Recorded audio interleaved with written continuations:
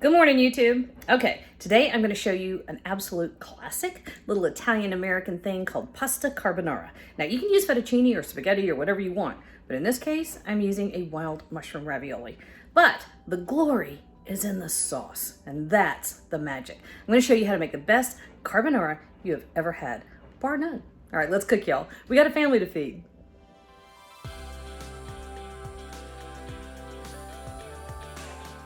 We're about to get started. We're going to go through this pretty quick because that's the nature of this particular dish. It takes no time at all.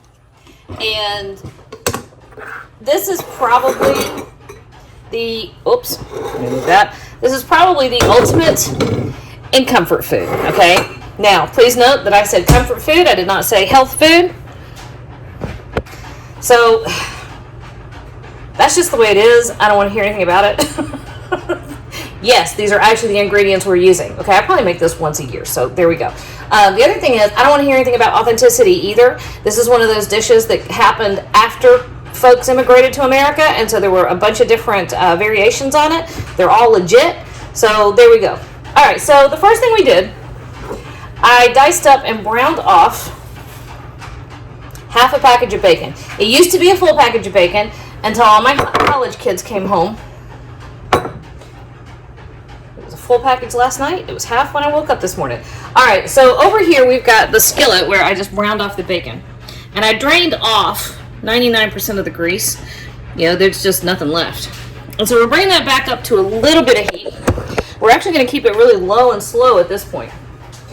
Now, if you want to, I guess you can use half and half or use whole milk. I'm not sure.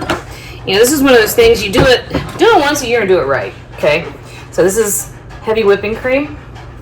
And it's an 8-ounce container. And we're putting it in right in over the top of where that bacon browned off. I'm going to bring the heat up. We're keeping the heat nice and low, okay? You don't want to crank up the heat at this point. So, let's get a little bit closer. See? Nothing to see there.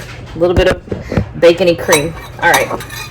And then here we have 2 eggs. These are whole eggs. Now, there's a million different variations. There's a ton of different methods. I've seen this made a lot where you actually drop hot pasta into the bacon, grease, and cream, and then you stir in the eggs. That's delicious. Only problem is, honestly, I really have a hard time with my eggs not scrambling. So while this is still relatively cool, I'm stirring my eggs into the cream and bacon, and I'm going to bring this slowly up to temperature. So this is going to take a couple of minutes because I've got it on really low heat, and this is what we look like at this point. Okay, so this is all I'm doing. I'm simply going to let this get hot all the way through. I have some pasta I've already cooked off that's sitting over there waiting on us. You can use whatever pasta you want. Fettuccine is classic. Use spaghetti alla carbonara. I happen to have stuffed mushroom ravioli because you can do that too. Okay, so we're gonna let this come all the way up. Not gonna let it boil, just to a mere simmer. So give me a minute. All right, boy, I was on the edge. I almost let mine curdle. All right, so half a cup of Parmesan cheese. If you've got great Parm, knock yourself out. If you don't, have at it. There's no judgment in this kitchen. Use what you have. And we're just going to stir that in. We're going to stir it in until it's nice and smooth. You see that? Got some lumps from the Parm. Just knock those out. Now, to this. We're going to go carefully on salt because we have bacon.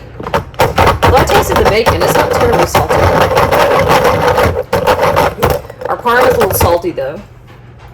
We are adding a good teaspoon cracked black pepper. Okay. And we're stirring our bacon.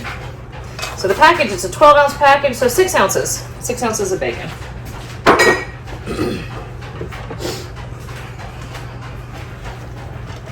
I'm going to give it a quick taste. Just to double check for seasoning, because that's just the nice thing to do.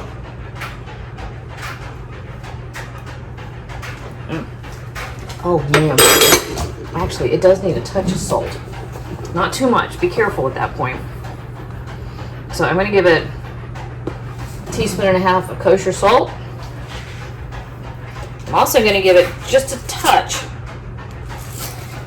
a single teaspoon of crushed red pepper flake. Just to kind of let it open its eyes a bit.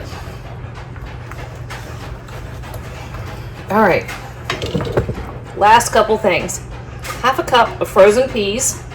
You can toss them in there frozen. I happen to like them where they're just barely warmed through. You want them more cooked, throw them in earlier. Those have been sitting for long enough to defrost on my counter. And then we're sliding our pasta down in there. This came out and I oiled it just so it wouldn't stick together. Like I said, use whatever you want. I happen to have this beautiful ravioli, so I'm going to use it. This is fun to do with fresh pasta. If you can you make your own pasta, hats off. It's really not that hard. For some reason, Americans think it's just incredibly fussy. It's not. But if you make your own pasta, you'll be a rock star with this dish. Let me tell you. Or you can buy really nice, high quality fresh pasta in the grocery store section, even where my tiny town is. I remember my mother buying it when I was in high school. So that's saying something. I'm just gently turning everybody over. Now I do still have my pasta water over here. If you need to adjust the consistency of your sauce, toss in a little of your cooking water from your pasta.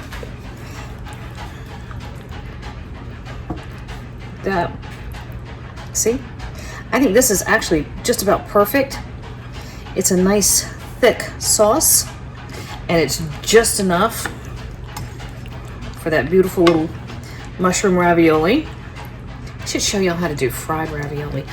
Yes, let's do that. A couple days. Okay, yes, I promise we'll come back. All right, so this is it, y'all. We're done. Give me half a second. I'm gonna go transfer to a plate, and then we're gonna eat. Tell me that's not perfect. You can't, because it is. That's just, beautiful. So we got bacon, we have parm, peas. Oh my Lord. That's one of the best things I make. Right there. Go try it.